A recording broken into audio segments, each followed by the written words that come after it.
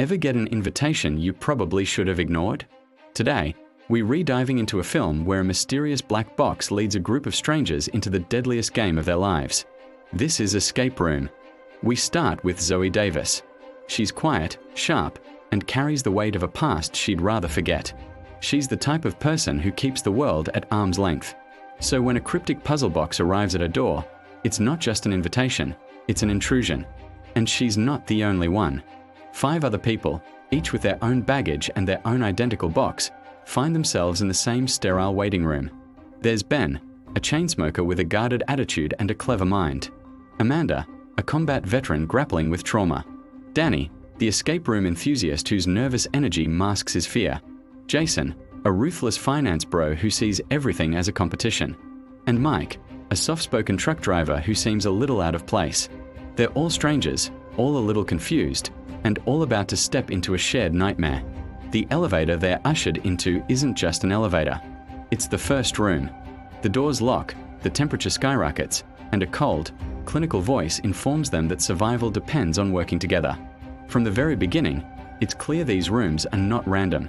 Each one is a masterfully designed death trap, a macabre puzzle box built to test their limits and exploit their weaknesses. The film wastes no time showing us the stakes.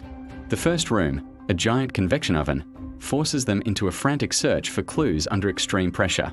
It's claustrophobic, it's punishing, and it's where the group dynamic starts to form. Mistakes are made, people get hurt, and the polite cruelty of the game's design becomes chillingly clear. This initial trial establishes a few key things. Zoe has an uncanny ability to see patterns and stay cool under pressure.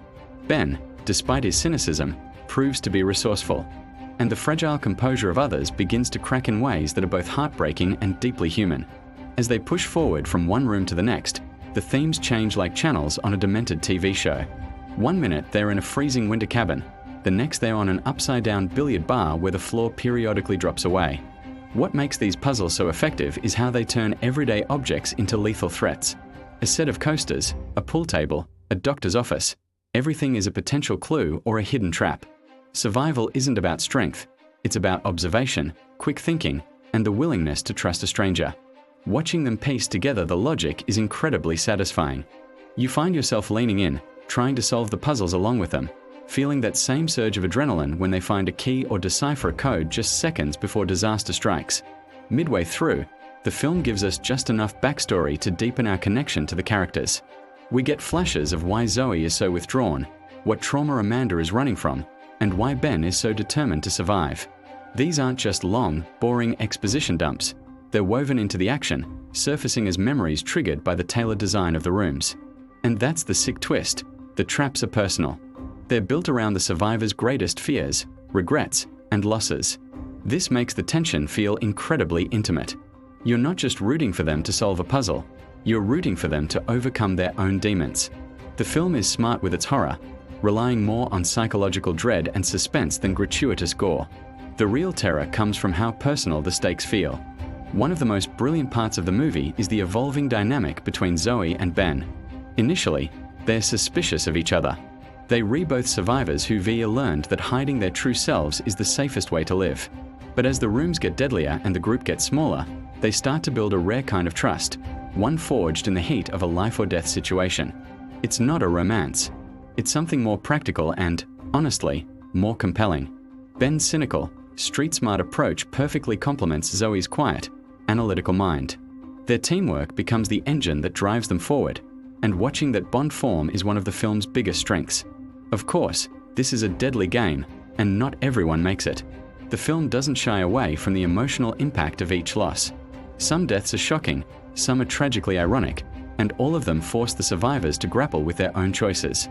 Amanda's arc, in particular, is devastating. Her journey is less about solving puzzles and more about confronting the consequences of a life that spun out of her control. These moments of vulnerability feel earned, because the film gives them space to breathe and to matter. As we approach the final act, the true nature of the game begins to crystallize. This isn't just some random act of cruelty by a lone madman. There's an organization behind it all, a shadowy entity with immense resources and a disturbing motive. The name Minas is dropped, hinting at a corporate structure behind this mythological labyrinth. The realization that they were specifically chosen, that the rooms were tailored for them, and that someone is watching for entertainment, transforms their struggle for survival into an act of defiance. The pacing here is relentless, balancing high-stakes action with quiet, character-defining moments. There are choices that have to be made, horrifying trade-offs where the moral lines get blurry, and the consequences are permanent. Without giving away the specifics, the climax is fantastic. When the survivors finally emerge from the last room, they don't find freedom. They find another stage, another meticulously constructed set designed to look like an escape but is really just the final layer of control. The Game Master is revealed, not as some cartoon villain, but as a chillingly detached orchestrator. The reveal that this entire ordeal is a high-stakes entertainment venture for the wealthy elite is a powerful commentary on spectacle, power, and the commodification of human suffering. The film ends on a note that is both triumphant and deeply unsettling. Zoe and Ben have survived, but they haven't won. Their escape has only opened the door to a much larger conspiracy, setting the stage for a future fight against the entire Minas organization. They escape the rooms, but the game is far from over. Stylistically, Escape Room is a lean, mean, thrill machine. The production design is incredible, with each room feeling like its own unique character. The score builds dread perfectly without being overwhelming, and the cast delivers performances that feel real and grounded. They're just ordinary people pushed to extraordinary limits, and that's what makes the movie so tense and engaging. It smartly avoids easy moral judgments, letting the ambiguity of the characters' choices make you question who you're really rooting for. Ultimately, Escape Room is a sharp, propulsive thriller that combines clever puzzle design with genuine character-driven stakes. It's more than just a horror movie. It's a mystery that leaves you with a lingering sense of unease and a desperate need for answers. If you love a good survival story with a brain, this is one you can't miss. And remember, if a mysterious puzzle box ever shows up at your door, maybe just leave it unopened. Thanks for watching, everyone. If you enjoyed this deep dive, be sure to hit that like button and subscribe for more content. Let me know your favorite room from the movie in the comments below. See you next time.